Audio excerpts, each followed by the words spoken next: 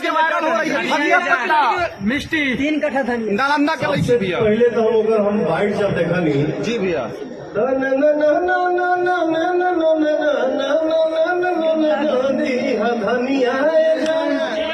हम कहानी के डिजिटल जमाना। जी हाँ, नमस्कार। आप सब जानते हैं कि वायरल मिष्टी है जो अमरपाली दुबे उससे मिलने के लिए आया है और फिल्म भी बनाएगा। मिष्टी मधुबाला फिल्म में भी काम करेगा और उसके साथ मिष्टी रील्स बनाया है। इसका काफ़ी सोशल मीडिया पर चर्चा है। पवन सिंह अपने थिएटर में भी चर्चा किया था।